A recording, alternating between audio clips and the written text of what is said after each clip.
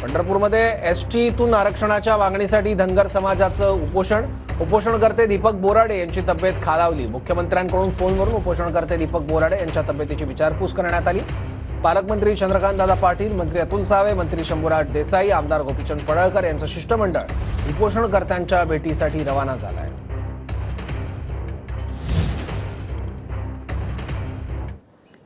गेले 5 ते 6 दिवसापासून जे उपोषण सुरू आहे, मुख्यमंत्र्यांनी याची दखल घेतलेली आहे आणि त्यांच्या आज भेटीसाठी चाललेल्या 3 मंत्र्यांचं मंत्रिमंडळ शिष्टमंडळ आणि नेमकं काय सूचना ज्या आहेत त्या मुख्यमंत्र्यांनी सखल धनगर समाजाचं आंदोलन करते पंढरपूर या ठिकाणी आंदोलन त्यांच्या मागण्यांच्यासाठी करण्यासाठी त्या ठिकाणी बसलेले आहेत।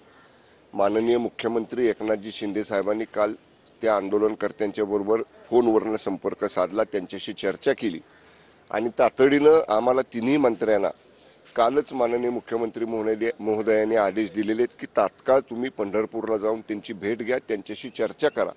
त्याप्रमाणे ज्येष्ठ मंत्री माननीय चंद्रकांतदादा, मी स्वतः आणि माननीय अतुल सावे साहेब आणि माझ्याबरोबर आमचे सहकारी माजी आमदार प्रकाश अण्णा शेंडगे असं आम्ही आता त्या ठिकाणी चाललेलो आहोत। न्यायालयाच्या आदेश जे काही प्राप्त झालेले आहेत त्या आदेशाच्या बाहेर तर आपल्याला जाता येत नाही, तरी सुद्धा त्या व्यतिरिक्त ज्या काही मागण्या ह्या शासन स्तरावरच्या आहेत त्या बाबतीत सरकार सकारात्मक आहे आणि तीच चर्चा ही त्या शिष्टमंडळाबरोबर माननीय मुख्यमंत्री आणि दोन्ही उपमुख्यमंत्र्यांची होणं गरजेचं आहे आणि त्यासाठीच कशा पद्धतीने चर्चा करायची, कुठं करायची, त्यांचे मुद्दे कसे आपण सोडवायचे या बाबतीतली चर्चा करायसाठी आमचं मंत्र्यांचं शिष्टमंडळ त्याला भेटायसाठी निघाले।